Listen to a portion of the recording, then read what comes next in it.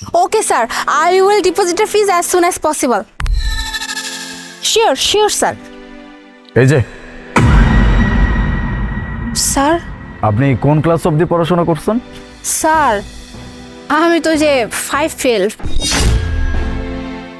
5 fail করছি আর পড়তে পারিনি। 5 ফেল? তাহলে আপনি এত ভালো ইংরেজি বলছেন কিভাবে? স্যার আজকাল তো মোবাইলে সব কিছুই পাওয়া যায়, ইউটিউবে তো ইংলিশ শেখায়, তো ওই ইউটিউব দেখে দেখে আমি কয়েকটা শব্দ আমি শিখছি। ওই কয়েকটা শব্দের মধ্যে এই যে একটু আগে যে কইলাম না যে okay sir I will deposit fees as soon as possible, এইটা আমি শিখছি ইউটিউব দেখে দেখে। শিখে একবার আমাদেরকে উদ্ধার করছস। এখন কি করবো? তোরা কি এই কোম্পানির ম্যানেজার পোস্টে চাকরি দিয়ে দিব? এক্সকিউজ মি মিস্টার আপন, এটা কেমন কথা বলার স্টাইল? আপনি ওনার সাথে এভাবে কেন কথা বলছেন? একটা মানুষ ইংরেজি জানতেই পারে, উনি তো আপনাকে বলে নাই যে উনি দেশ উদ্ধার করে ফেলছে। আপনার আচরণ এমন কেন? একটা মানুষের সাথে কিভাবে কথা বলতে হয় সেটা আপনি জানেন না? স্যার আমি আপনার অ্যাসিস্ট্যান্ট, আপনার ভালো মন্দ দেখার দায়িত্ব তো আমার, তাই না? আর আমি না এই সমস্ত মেয়েদের খুব ভালোভাবে চিনি। এই সমস্ত মেয়েরা বড়লোক দেখলেই, মানে আপনার মতো বড়লোক দেখলেই চলে আসবে সিম্পাথি গেইন করার জন্য। কিছুক্ষণ পর দেখবেন আপনার থেকে টাকা যাচ্ছে, খাইতে পারতেছে না, খাবে কিছু। প্লিজ, আপনি যেমন এই কোম্পানির একজন স্টাফ, উনিও কিন্তু এই কোম্পানির একজন স্টাফ। আপনিও আমার কাছ থেকে বেতন নেন, উনিও আমার কাছ থেকে বেতন নেয়। সো একজন স্টাফ হয়ে আরেকজন স্টাফের সাথে এরকমভাবে কথা বলার কোনো রাইট আপনি রাখেন না। হ্যাঁ, হতে পারে আপনি ওনার থেকে উঁচু পদে অবস্থান করছেন, তার মানে এই না যে আপনি তার সাথে খারাপ আচরণ করবেন। Sorry sir. By the way, আপনি ফোনে কি যেন ফিস নিয়ে কথা বলছিলেন? স্যার আমার ছোট একটা পোলা আছে, ওরা স্কুলে পড়াই, ওই স্কুলে কথা কইতেছিলাম। আপনার ছেলে কোন স্কুলে পড়ে? স্যার ওই যে এসএস ইন্টারন্যাশনাল স্কুল, ওই স্কুলে হচ্ছে আমার মানে আমার ছেলে পড়াশোনা করে। মাই গড, এটা তো এই শহরের সব থেকে বড় স্কুল আর ইংলিশ মিডিয়াম স্কুল। ওখানে তো সবার ইংরেজিতে কথা বলতে হয়। আপনি এত বড় একটা স্কুলে আপনার ছেলেকে পড়াচ্ছেন, এখানে তো কস্টিংও অনেক বেশি। আপনি এতগুলো খরচ কিভাবে বহন করেন? হ্যাঁ স্যার, ওইটা তো অনেক বিশাল একটা স্কুল, আর ওই যে ইংলিশ মিডিয়াম স্কুল, সবাই ইংলিশে কথা কয়। স্যার ওই যে আমি তো এখানে ঝাড়ু দেওয়ার কাম করি, এখানে কাম করার শেষে আমি আবার স্যারের বাড়িতে কাম করি স্যার। আর আমার স্বামী হে সিকিউরিটি গার্ডের কাম করে, হে 2 শিফট করে, ওই যে দিনের বেলা কাম করে আবার রাইতে শিফটও করে। এই দুজনে মিলে যা ইনকাম করি ওই দিয়ে আমার পোলার স্কুলের ফিসটা ঠিক মতো দিতে পারি, কোনো রকমে হয়ে যায়। আসলে সব কিছু তো আমার পোলার লাগে। আর স্যার ওই স্কুলে না বাংলায় কেউ কথা কয় না, সবার ওই ইংলিশে কথা কইতে। এর লেগে আমি ওই যে ইংলিশে স্যারের আর কি কইতেছিলাম যে আমি ওই যে আমার পোলার ফিস আমি ডিপোজিট করে দেবো যাতে একটু সময় দেয় আমারে। হ্যাঁ স্যার, আমি বলছিলাম না টাকা চেয়ে বসবে, এখন বলবে যে ওর বাচ্চার বেতন দিতে কিছু টাকা শর্ট আছে, সেটা আপনি দেন। মাস্টার আপন, এবার একটু বেশি হয়ে যাচ্ছে না?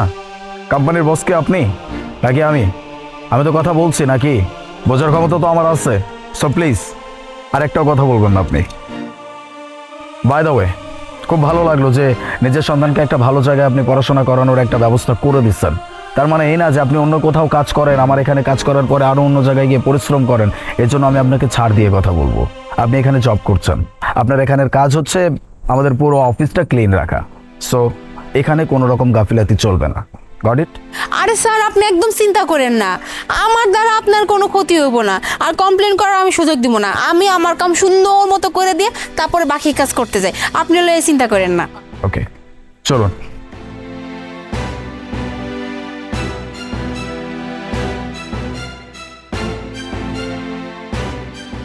স্যার একটা ফাইল রেখে আসছি, আমি ফাইলটা নিয়ে আসি, আপনি আগান, আমি আসতেছি। এই বসে আছিস কেন এখানে? ঝাড়ু দে। স্যার আমি ঝাড়ুই দিতে আসছিলাম, হঠাৎ করে আমার পায়ে যেন কি বিনছে ওইটা দেখতেছিলাম, এর লেগে একটু বসছি। তোর কি হয়েছে না হয়েছে এটা কি আমরা দেখবো? কোম্পানির কাজ, তুই কোম্পানির কাজ করতেই হবে তোকে। তুই মরে যা সেটাও তো দেখার বিষয় নেই। বেশি করলে কিন্তু স্যারের কাছে বিচার দিয়ে তোর চাকরিটা খেয়ে দিব।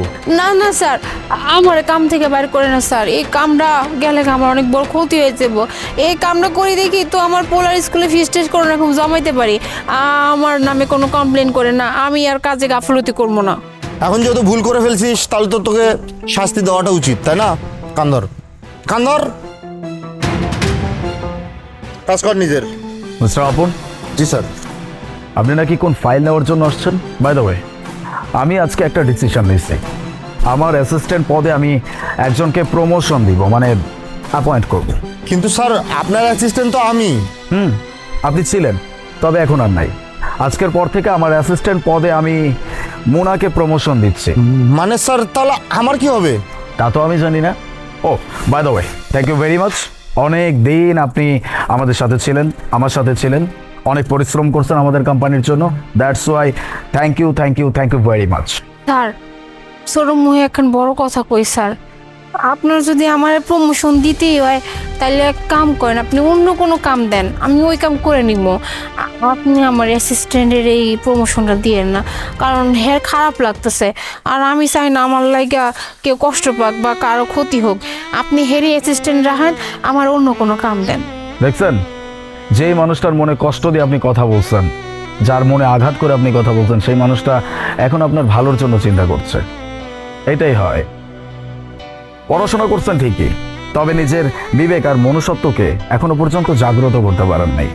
এরকম মানুষকে আমার কোম্পানিতে কোনো দরকার নাই। আর ওনাকে আমি কোন পোস্টে প্রমোশন দিব, কোথায় অ্যাপয়েন্ট করব, সেটা পরের কথা, কিন্তু আপনার মতো কোনো মানুষকে আমার দরকার নাই। আপনি আমার কোম্পানিতে আমার অ্যাসিস্ট্যান্ট হিসেবে আছেন, আপনি ওর যোগ্যতা দেখানোর জন্য এখানে আবার ব্যাক আসছেন। আপনি কতটা নির্লজ্জ আর আপনার মন মানসিকতা কতটা নিচু। আপনি কিনা আমাদের অফিসের সামনে একজন ক্লিনারকে তার যোগ্যতা দেখাইতে আসছেন।